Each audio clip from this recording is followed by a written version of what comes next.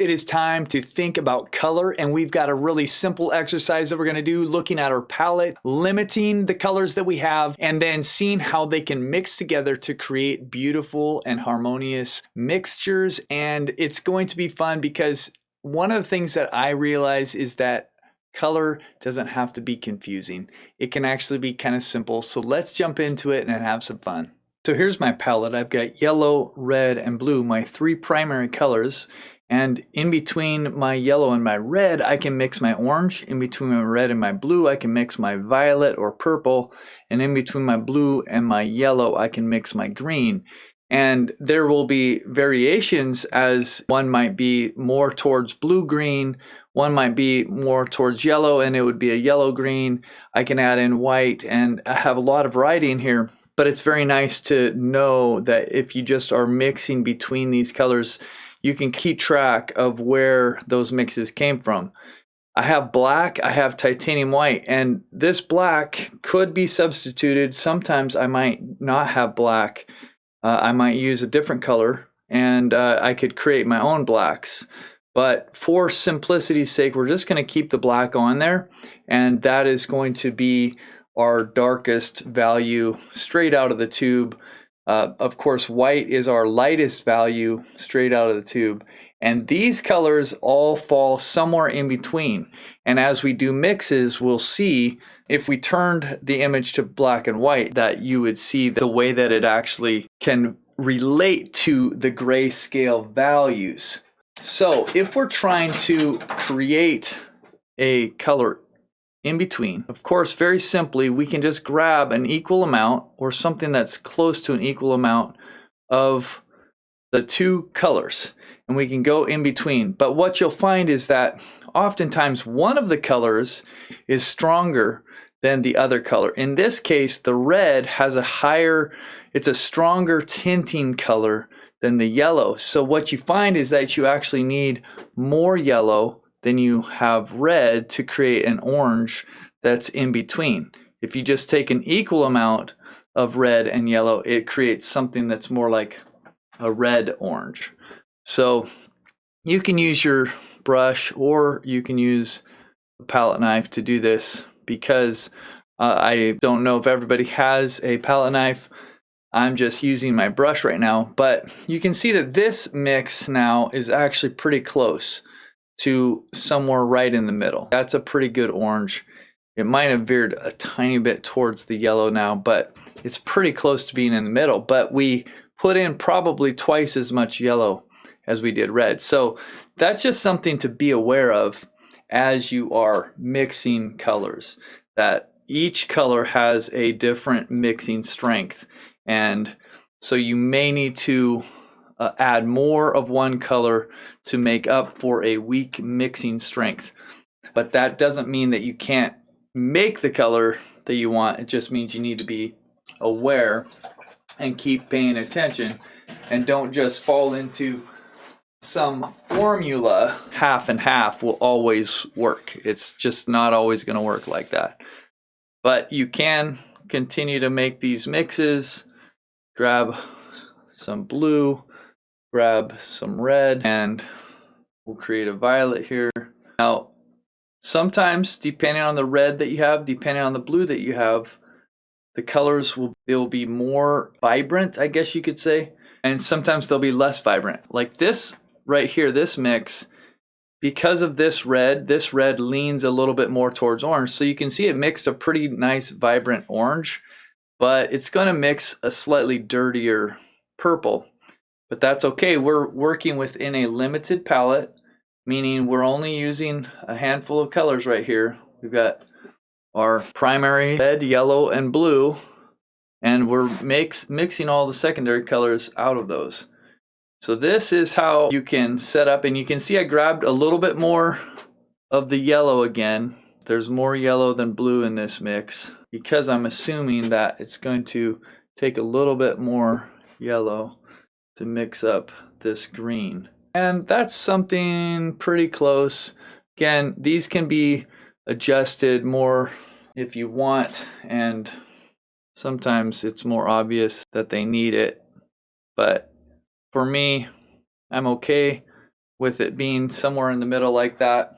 And that's essentially all you need. You actually don't even need to mix them all right off the bat, but sometimes it can be nice. It can be helpful to get those mixes happening so that you're one step closer to grabbing the color that you want as you do your painting. That's what we have in our palette.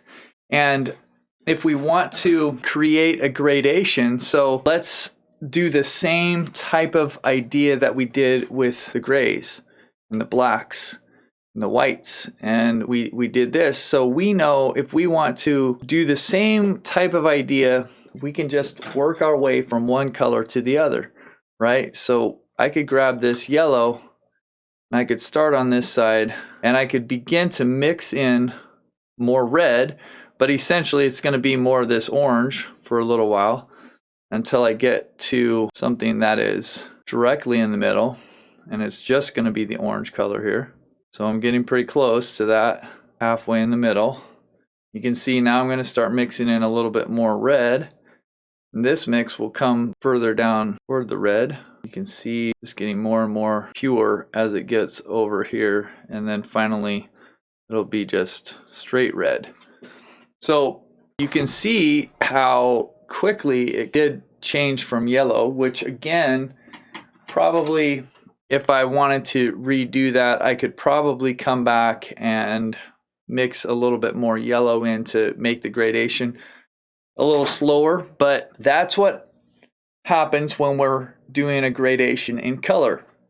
Could we do that with our blue and our yellow and have the gradation between those? Yes, we can, totally can, just like this. Now, what I was going to show you also is that where does this value fall? It's probably somewhere in here, right? It's like even this yellow, it's not totally white, right? It's going to be somewhere in this range. And we can see this better if we took a screenshot and we took and changed this color to a black and white, we would see it a lot easier. We'd see, oh, this lines up right there. So this is probably closer to mid-tone. Now I'm telling you this because sometimes when you start mixing, color can fool you. Color can make you think something is brighter or lighter in value or darker in value than it really is, just because the color itself is vibrant. So this color is vibrant, but it's still fairly dark. It's not way up here. It's somewhere in this range, right? Where it's actually kind of dark. And that matters as you get painting, because the way that your design works is largely due to the values and the way that the values of the painting work together. So if we start mixing in between the yellow and the blue, we're going to start adding in more blue, basically through this green that is here, till we get to the middle where the green is. And then we'll start adding more blue, make it a blue-green. Oops, I picked up a little bit of violet there. I was not really intending to do. And I'm not cleaning my brush right now. If I needed to get a totally pure color here, I will. So at the end, I'll probably wipe this off and then come back with one last brush stroke of the pure blue. And that's the transition, right? Between blue and yellow. So you can see it's not, I keep going over that for some reason. You can, I just want to get a clean blue on there again because I think I went over it too much and my brush had a little bit too much of the green on it and it kind of contaminated it. But anyways, you can see how these values, as it's going over some of this, it's actually doubling up, and you can see it was getting darker and darker in there, where this is showing through some of the white and you can see the blue easier right there. So what you're painting over also influences the way that the colors work. Now, shall we do this final? Yeah, why not? Let's just do it. We'll go from red on this side and we'll start mixing in a little bit of the blue by way of the violet that we have in the middle. And you can see that as this violet gets put on there, that's a pretty dark color, right? That's got some depth to it. And there you go. Bright and lots of saturation of the color.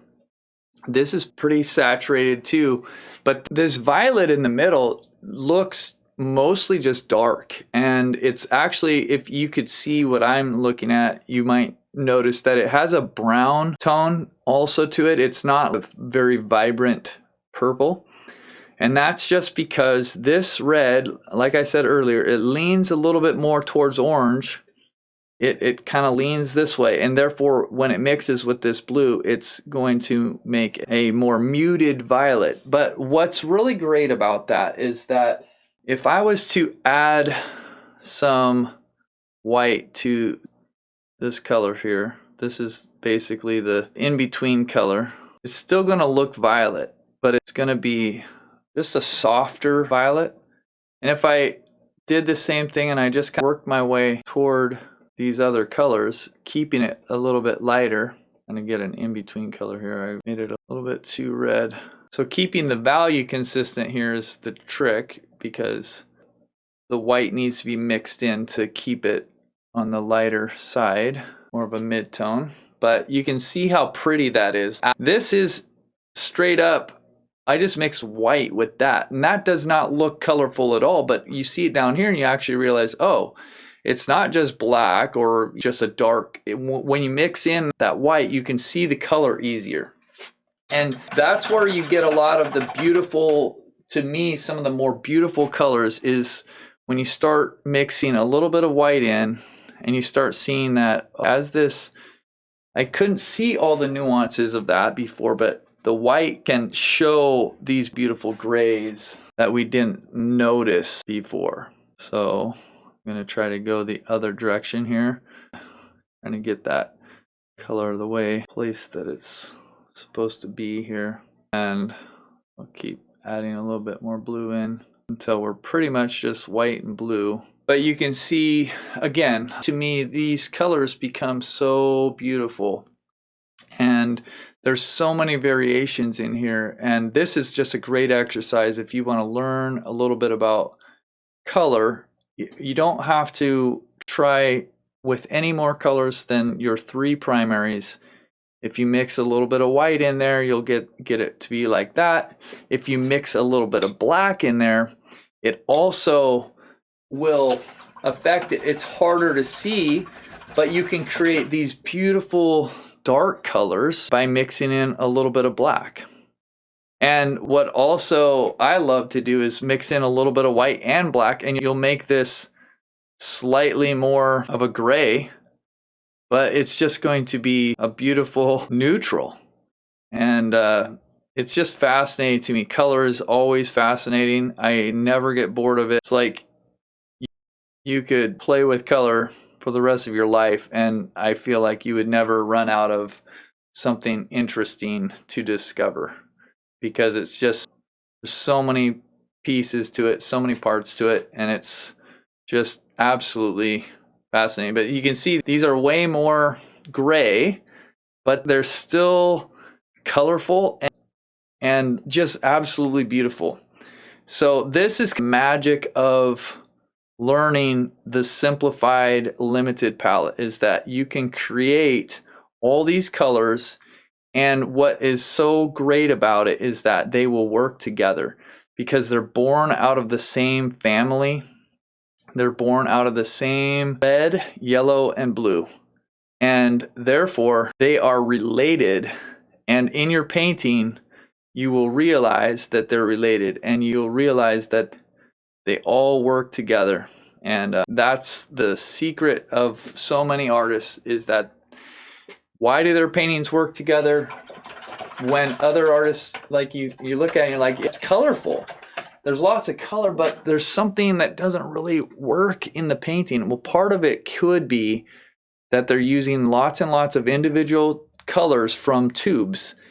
And that can make a very colorful painting, but it won't make a painting that ties in together. And these colors, as different as they all are made out of the same primaries, and they all work together because of that. And that's a really wonderful lesson to store away in the back of your mind and get yourself acquainted with your limited palette. And you can switch out some of these blue. You can have a different blue and try that out and see what happens. But understanding that you have the ability to create colors that are quite diverse, but they will still be tied together. That's one of the great joys of the limited palette, and I'm happy to be able to share it with you. Also, this video is a section of our course, Acrylic Painting for Total Beginners, and you can catch that whole video here.